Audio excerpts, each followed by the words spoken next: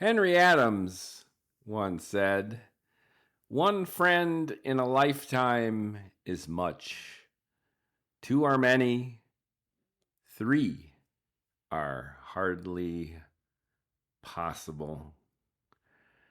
Maybe that's why Oscar Wilde was right when he wrote, "True friends stab you in the front." Hello and welcome to the No Hair, All Heart podcast. I am your host, Mookie Spitz, and I want to spend a few minutes talking about friendship. Friendship is one of those central aspects of all of our lives that we not only take for granted, but thoroughly misunderstand every chance we get. We operate off the tacit assumption that friends are like air and water and food and sleep, essential to our well-being, equally ubiquitous, and hardly more complicated. When we're in school, I don't recall a nanosecond spent in any classroom across any subject talking about friendship, namely how we acquire them, how we sustain them, how we lose them, and essentially what they mean for us. We tend to be tribal creatures by instinct. I've ranted on and on about my social Darwinian belief system, how we're operating mostly on instinct, fish and water. We don't even realize it. Much of which developed as a result of being optimal for our survival. Most of our history we spent scampering around pre-technological tribes of anywhere from, I don't know, maybe 20, 30 humans or hominids to maximum 100, 120. Seems our brains are wired for about 100, 120 max in terms of folks we know well, feel comfortable with.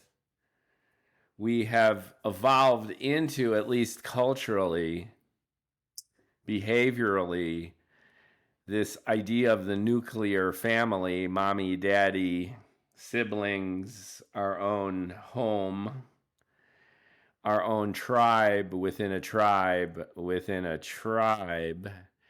And interspersed throughout, we have friends. We acquire them by proximity, the neighbors' kids, then school, of course, colleagues, work, random encounters, friends of friends, networks within networks, nodes and spikes. No revelation there. But as we get older in particular, we gain perspective and lose patience for people. When you're in college doing bongs, getting laid, the stakes couldn't be lower, yet the emotions couldn't be higher. We have tons of friends, dozens of friends. We acquire friends and lose friends. We have drinking buddies and fuck buddies and business building buddies. And then when we enter the work world, then the idea of the colleague friend becomes increasingly significant because we spend an increasing amount of time at the office, at our jobs, and we self-identify with our careers, tribes within tribes within tribes. But as we get older, as I'm saying, we get our families. We start prioritizing our energy, the opposite of the college co-ed dorm room with time to kill and endless thrills and spills. We're too busy for that nonsense. And the world starts to grind us down. It's unfair. We get fired. Somebody dies. calamities happen. Life's struggle becomes self-evident. More stuff that they don't teach you in school. Do we get jaded? I think we get jaded. We get jaded to the point, and progressively so, where we don't even notice that it creeps up on us. And then by the time we're in our 40s, presumably playing this adult game, then we take for granted that we have less and less good friends. If you're a man, this is particularly true. It is gender-based. We could say that it's even based on sexual identity. The gay community wires itself, I think, differently than the conventionally heterosexual community, although with gay rights and gay marriage, it seems that the gay community has struggled to suffer with as much intensity as their straight counterparts.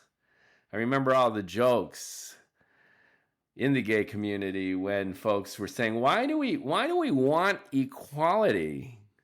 Why do we want to be as miserable as straight people? But when you look at everyone overall, regardless of gender, and the gender aspect is significant because I do think women bond better. Women have more and closer friends than men do, both gay and straight, because women tend to be, just a stereotype, if I may, more empathetic, more emotional in the sense of spending quality time, not only with family, but with friends, and really digging in there. Talking about feelings, processing feelings.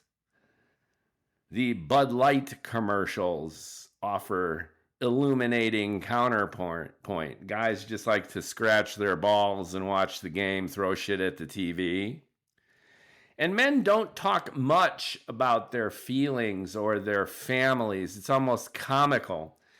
I remember colleague work Taco Tuesdays where we would all pile into our cars, go off to our dollar taco spectacular extravaganzas, and we would not share a word about our kids, our wives, not a word. And I remember one instance in particular where one of our colleagues, one of our Taco Tuesday companions, his wife, or as they like to say, they had given birth. He just got a new kid in the family, I think his first.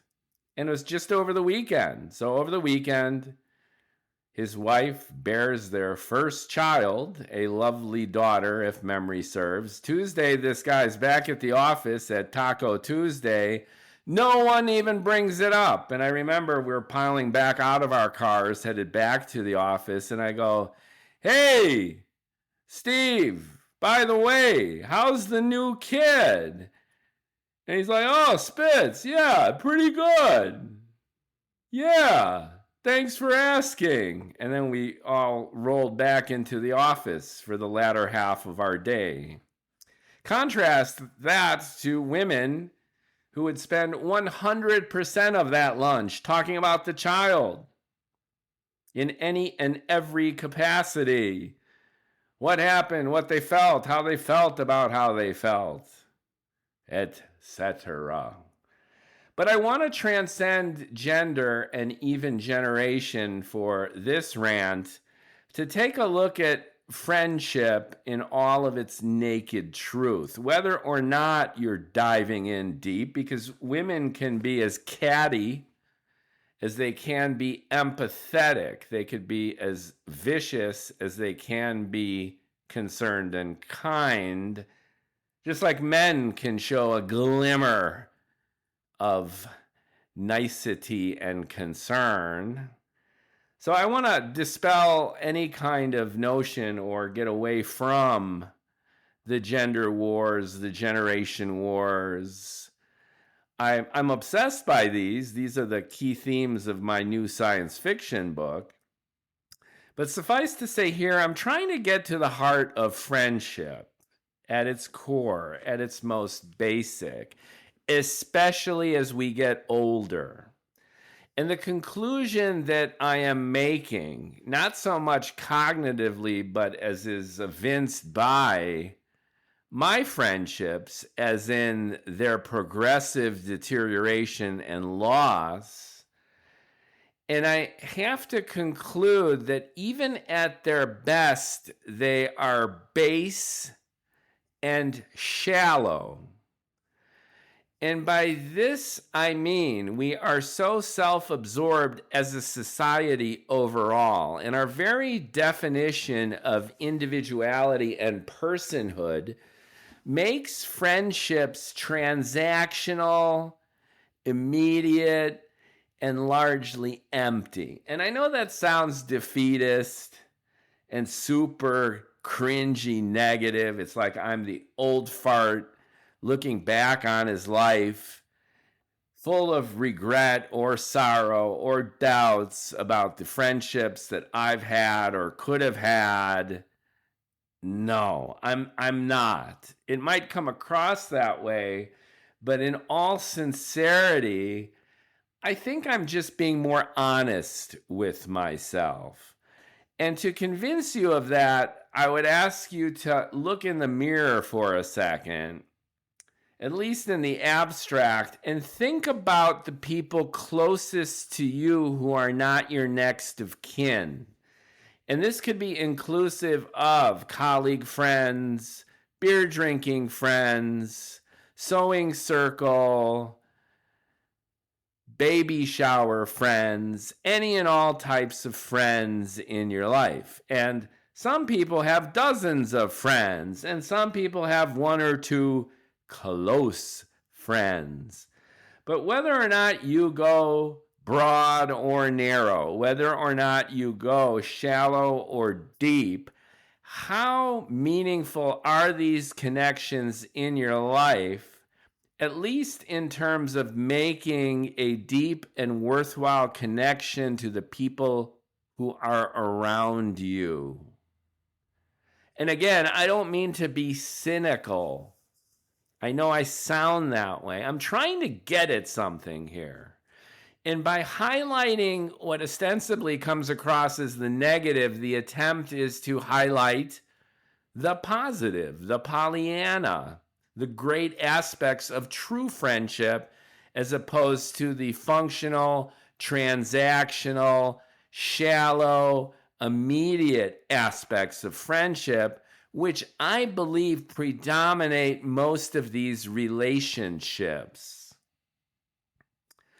An adjunct to this is asking yourself, as I have asked myself, if something devastating happens to you, to what extent can you go into the detail of your lived experience down that rabbit hole?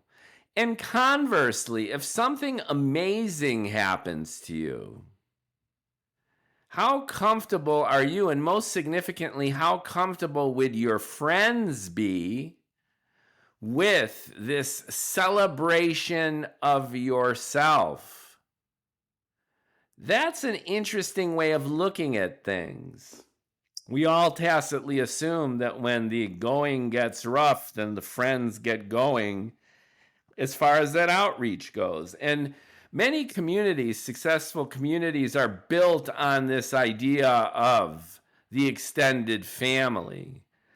I know just in personal experience that the LDS community, Mormons tend to really reinforce each other in a big way.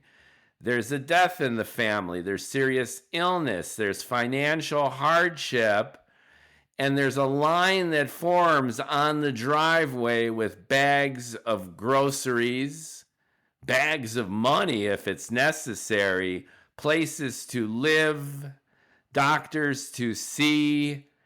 They are a community taking pride, and justifiably so, in terms of creating a network of support.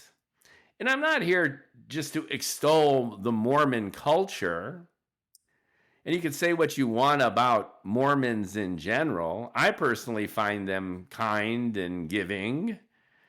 You could say that their religious belief is odd compared to traditional Christianity and Judaism and Islam and paganism or whatever.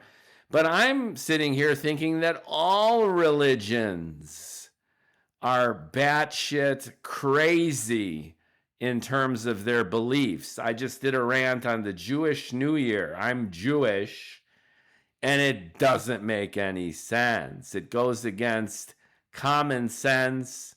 It goes against centuries of science, and it's just total gibberish. But tradition is something else. Clannish, tribal behavior is, back to the beginning of this rant, programmed into us in a social Darwinian survival kind of way. And for that very reason, why doubt it? It's gotten us this far, and it continues to benefit us in terms of providing that support, not only financially, but emotionally. I'm down. I get it. But the point of this exercise is to deconstruct even that, to dive in deep. How well do you know the people around you? How eager are you to come to their deep-rooted support, to really understand why they are in the shit? And conversely, how sincere is your congratulations and kudos and flattery when they actually do something that at least they consider amazing? And I would venture to guess that if you're honest with yourself, as I am compelling myself to do by want of the circumstance of shedding friends progressively as I get older, that these friendships might not be nearly as deep or as emotionally significant as we might think. And I want to switch to the first person plural because I'm not pointing fingers and I'm not comparing. I'm just trying to get at a truth that I feel is self-evident, has been all along, but by pragmatic expedience, we just don't want to bother. And the realization that strikes me is not only are we strangers to those around us, but we're largely strangers to ourselves. We lack self-reflection. We respond instinctively and reflexively to most aspects, most stimuli, most things in our lives. And it's not just our politics, where if you look on social media, you see most people, and by most people, 99.99% of people, parroting their tribe, their party, their affiliation, with very little to no critical thinking or processing. But that's obvious. What's less evident is when people do this one-on-one or personally with each other, with you, you with them, me with you, us, we with everybody. And I'm wondering if I'm really begging the question, maybe this is a part of our programming too, that out of that same expedience and that instinctive programming, we don't allow ourselves to get deep. We don't allow ourselves to really rub salt in the wound of our existential existence. Life is hard. People are highly sensitive.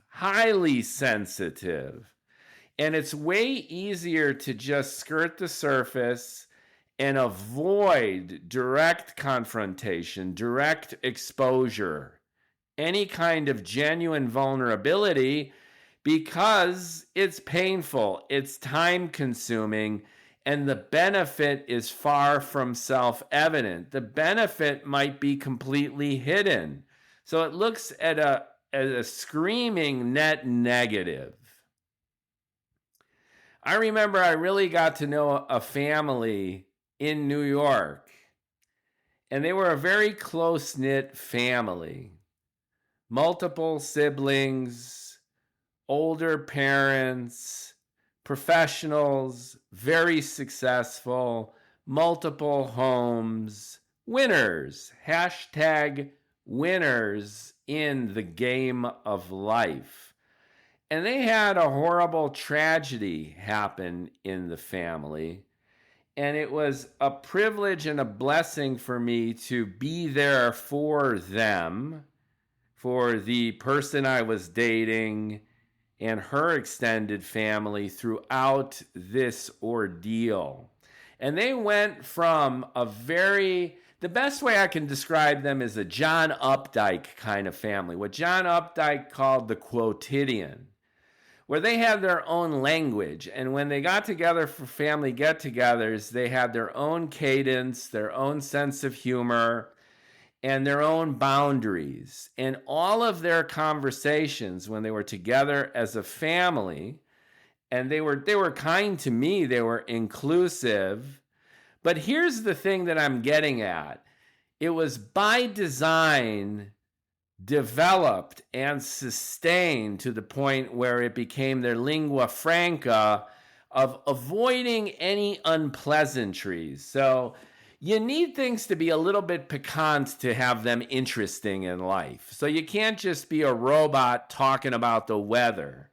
So the conversation would veer and oscillate between subjects that were on the brink of being controversial, or the express of opinion that were on the brink of being either fastidious or arrogant or what have you. And they would just skirt the boundary for the sake of keeping it just spicy enough so that it wouldn't degenerate into complete and total ennui. And it was fascinating for me to observe this very functional, very happy family. I had known so many dysfunctional, unhappy families, including and especially my own. So here you had what Tolstoy called at the beginning of Anna Karenina. You know, all happy families are more or less the same, and the unhappy ones are different, each in their own way. So I felt in ways that I was tapping into an archetype of a happy family. Pleasant conversations, never ever an argument or outrage. And every meal and every get together was pleasant. Was it rippled with bliss and excitement? No, it was okay. It was good. Was it fun? I think fun is a superlative. But they had created this wonderful, functional, happy kind of zeitgeist. And when tragedy occurred to the older parents, they went through shock. Some went through denial. They went through mourning and anger, the usual phases of grief. And when the situation renormalized after the tragedy, they picked up exactly where they left off in terms of this John Updike-like quotidian of casual conversation, warm-hearted feeling, and just generally pleasant being together kind of stuff. Now, from my vantage point, they were inclusive to the point where they weren't exclusive. So I never got the feeling that they gave a shit about me. And that's not an insult, it's just an objective observation. They really didn't care. And you could contextualize it by saying that the woman I was dating, the sister, the daughter, the aunt, had her line of boyfriends, and I was next in line. She was middle-aged. She wasn't married yet.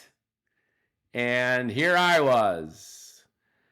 And there was even a hysterical moment where a bunch of older teenagers were coming into a party as we were leaving, and they came to shake my hand and were snickering, and I wondered why they were giving me such attention.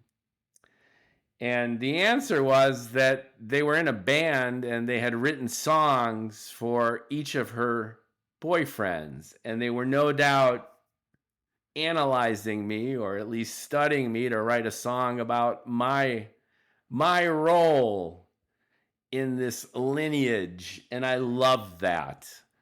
That is going to have to enter one of my books, or I need to write a short story about that. That is absolutely wonderful.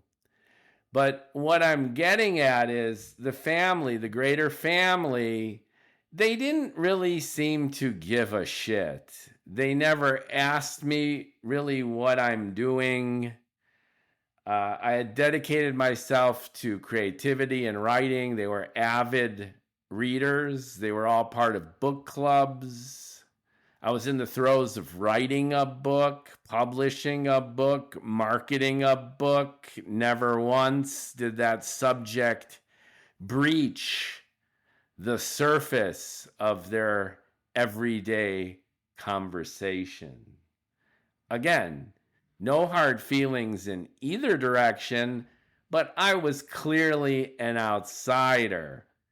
But even if I were an insider, if I would have been doing something chaotic or even mildly disruptive, that's not the topic of conversation at the dinner table. And I get it. Now, why am I bloviating about this happy, functional family?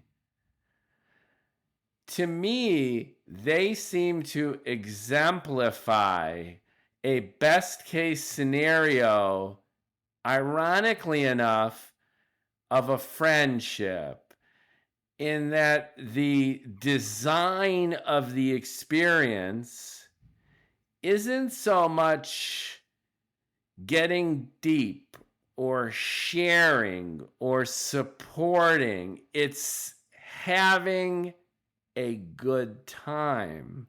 And don't get me wrong, there's sidebar conversations with all the family members. They go through drama one-on-one. The sisters were competitive with each other. The spouses or mates didn't always get along. They each had their own families and lives.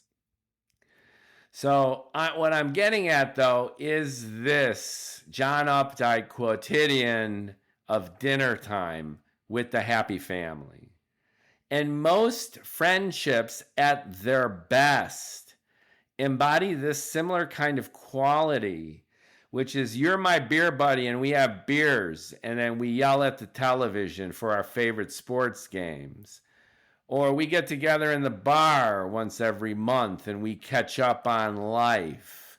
Or we send memes to each other. And this could be a friend that you just met at work, or it could be a friend that goes all the way back to high school or even elementary school. We share memes. We rant on politics together. We might get together when we're in town as a kind of reunion.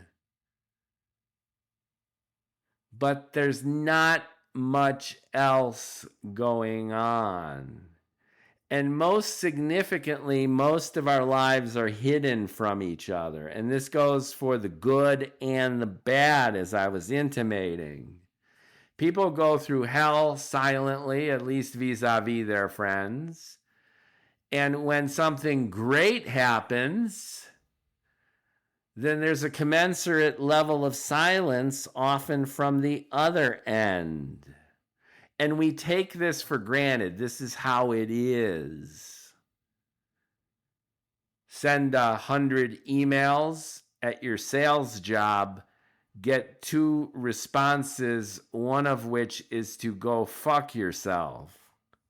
That pipeline of communication is endemic, not only when you're trying to hustle something out in the marketplace, but with your own network of acquaintances. And now you're listening to me and you say, well, duh, what are you supposed to do? That's why we've got counselors and psychiatrists and psychologists. That's why we've got different groups of friends, you moron. And then you have some friends that you throw shit at the TV with, and some friends you go to the bar with, and some friends that you can actually give them a call and tell them how everything is kind of fucked up. And you might have a particular friend you can complain to because they happen to be the sister of your wife who isn't putting out. Who knows? I get it. And I'm not trying to lean on friendship as being this bastion of Grecian nobility.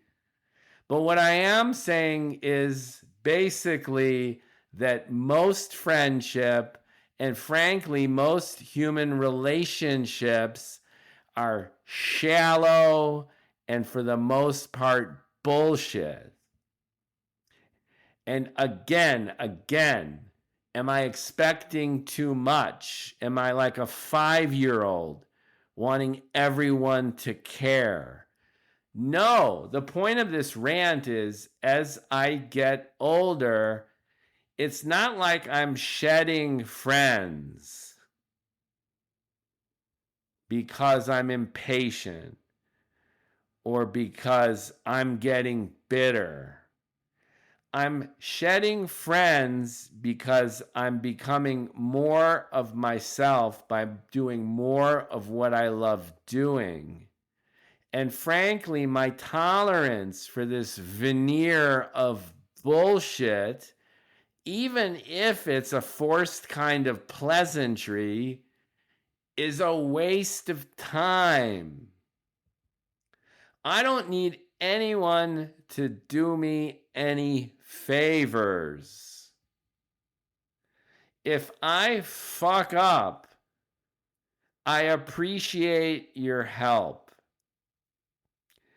And if I do something awesome, then I would love to share it with you and talk about it. But if neither happens, it's not even so much an indicator of our friendship, but simply the fact, ubiquitously, that most friendship is shallow and bullshit. And I welcome you to give me counterpoint. Cite examples of true friends where you could really roll your sleeves up and tell them everything.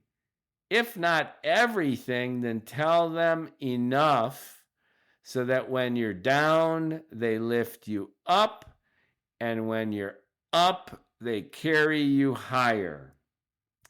And going back to the beginning of this conversation, I would put some Vegas money that those of you who call bullshit on my bullshit are mostly female, because in our society, we allow women to open up like this and to create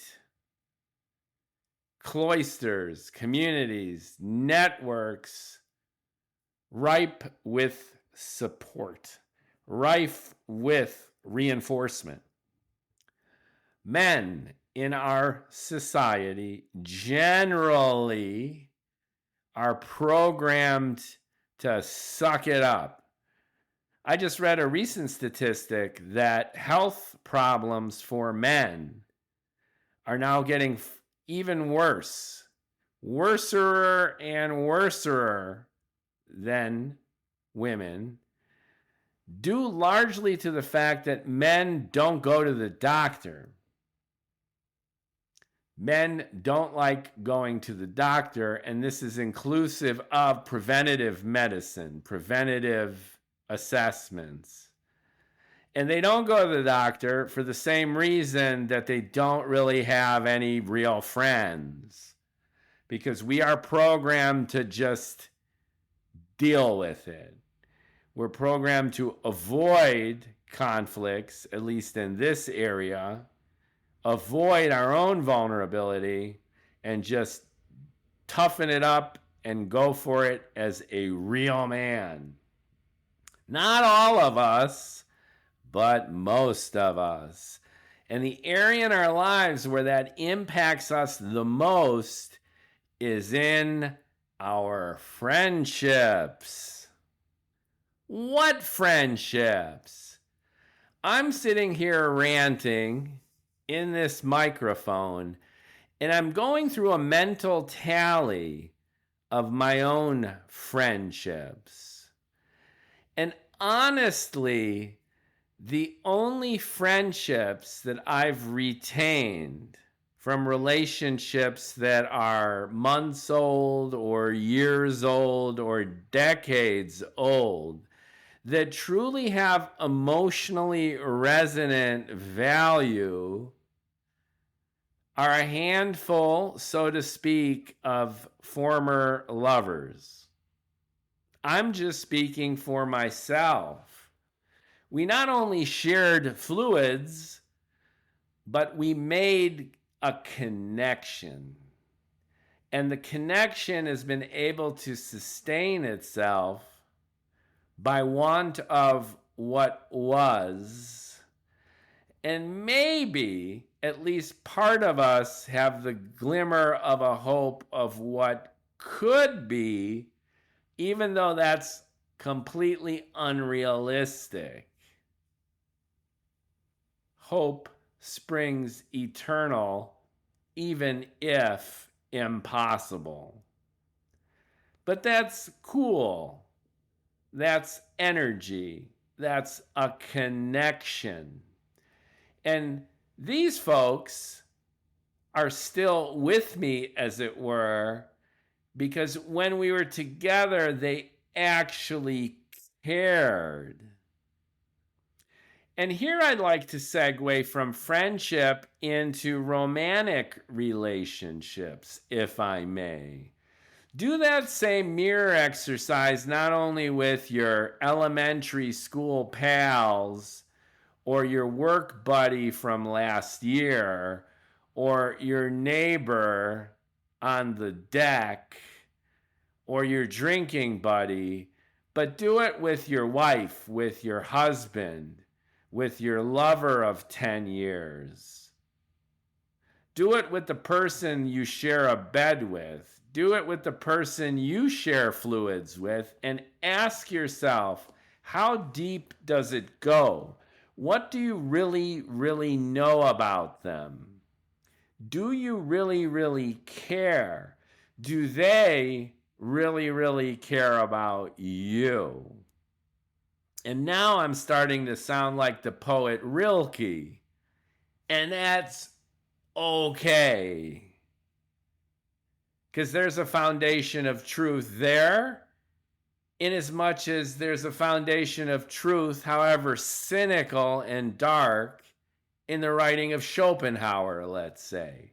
Life is designed to disappoint. And nothing is more disappointing than friendship and, by extension, romance.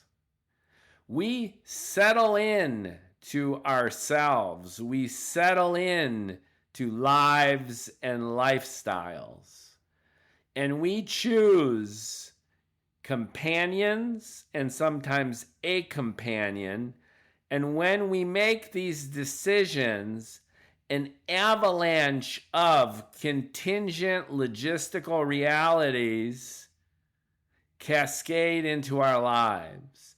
You live together, you bank together, you breed together.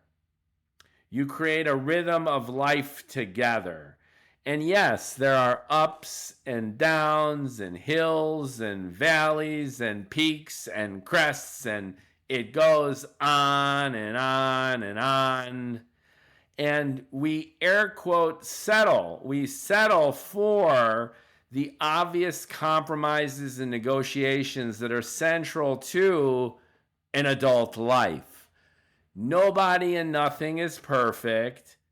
And we just roll with it and we deal with it, and that is our normal.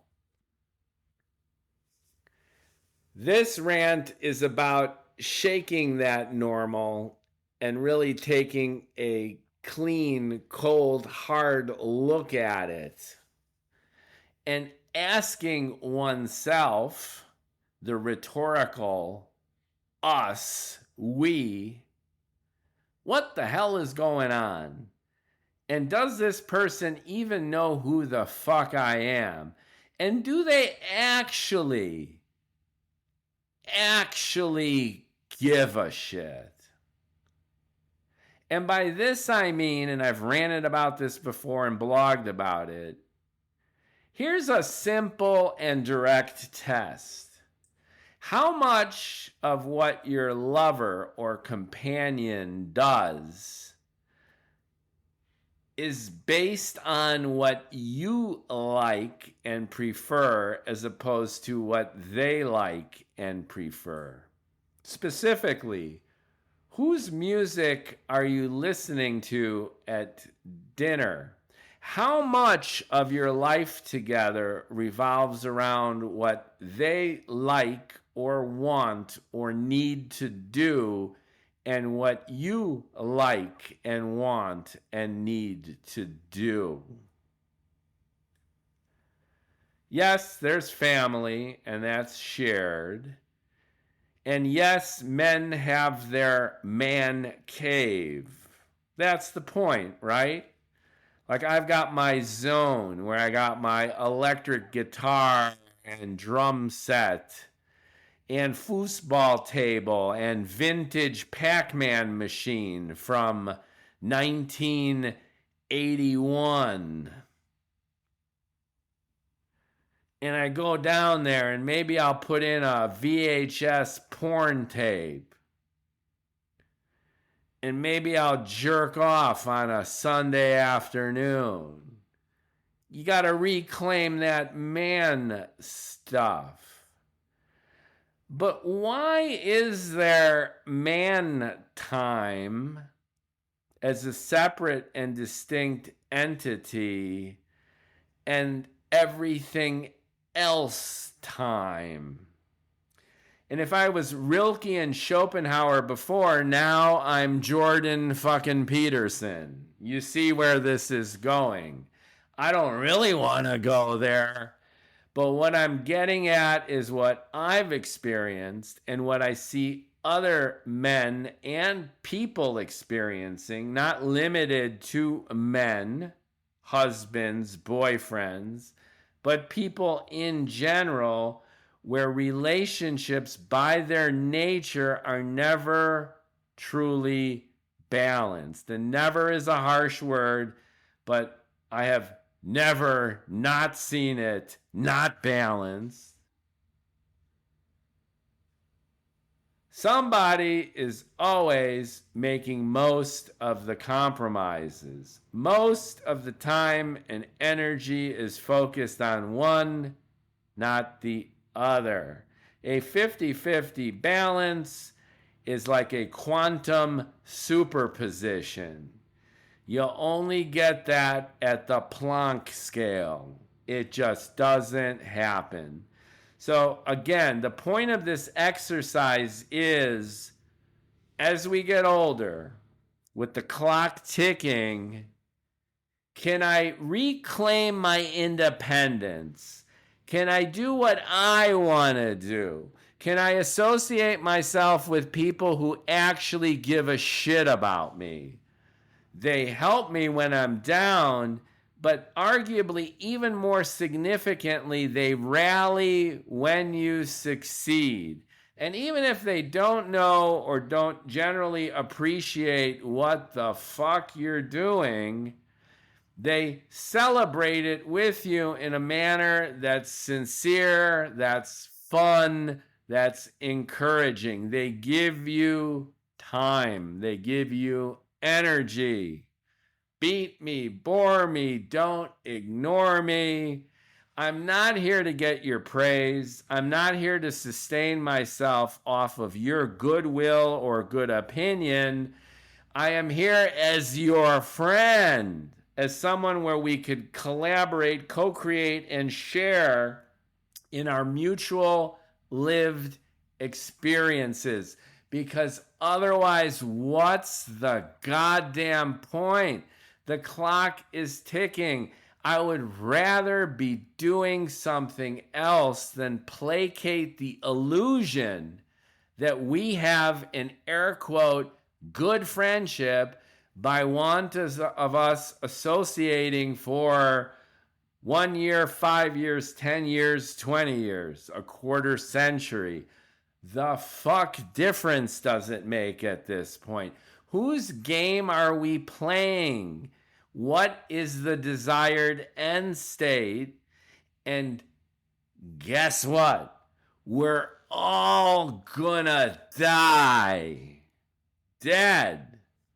So do we want to live lives of John Updike quotidian niceties? And don't get me wrong, that is most of the population's cup of tea. That is the apex goal of what we're trying to do in this family situation. And happy families are rare. And unhappy families are ubiquitous and distinct and arguably more interesting. But do you want to pay that price? And similarly, you can ask me, do I want to pay this price of voluntary isolation and introspection and ranting by myself in a void, in a self-proclaimed, self-induced, self-celebrating vacuum? And I'm sitting here saying, hell yes. I'm bringing this up because, frankly, I don't recall being this personally content and happy in my adult life. So I think I'm onto something here. And what I'm onto is, like Madonna, don't settle for second best, baby. If a friend is going to be, air quote, worth my while, however arrogant it sounds like, however self-focused that vector is pointing, then let's be real about it. Let's truly look each other in the eye and help each other, support each other, rally behind each other, and make the time worth it. And by worth it, to me, it has a similar directedness, intentionality, creativity, and focus as what I'm experiencing by my own fucking self without anyone else around. And you can say that that's an introverted, arrogant, egotistical, narcissistic, self-absorbed point of view, so I should go fuck myself. And believe me, those are valid observations. I celebrate them. But I do so from the vantage point of this metric, which I'm conveying openly and honestly, which is I only want to compromise with myself. And if I am going to struggle with the weight, the critical mass of opinion, then I want it to be wrestling with myself to make my own content better. And that is what boosts my dopamine. Because I think that gets to the heart of it now, doesn't it? What takes you where you want to go? And we're each wired differently.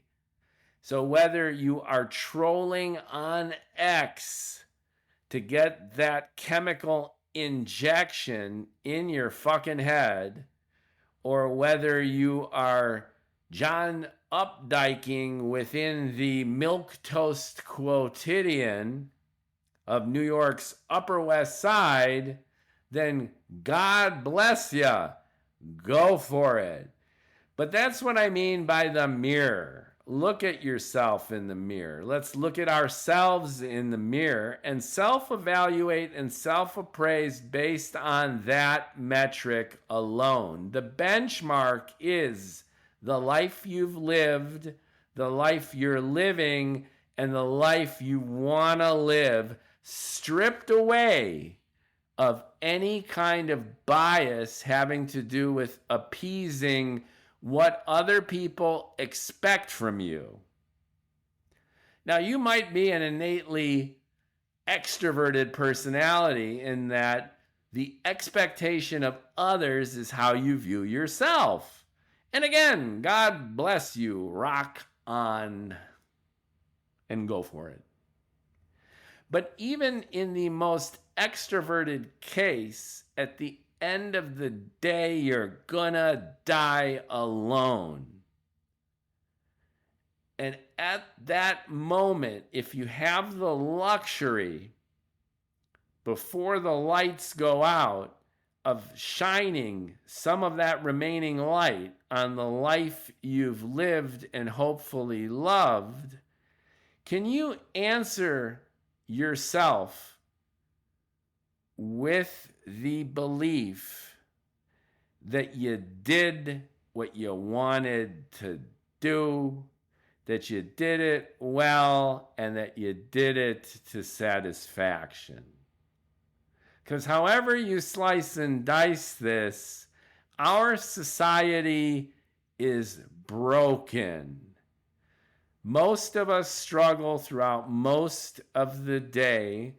And if I was Rilke and Schopenhauer going into John Updike and Jordan Peterson, now I'm going to give you some Henry David Thoreau. We all live these lives of quiet desperation, and they're not even so quiet anymore because of the fucking social media.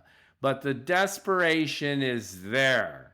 And the lives most of us lead are unsatisfactory.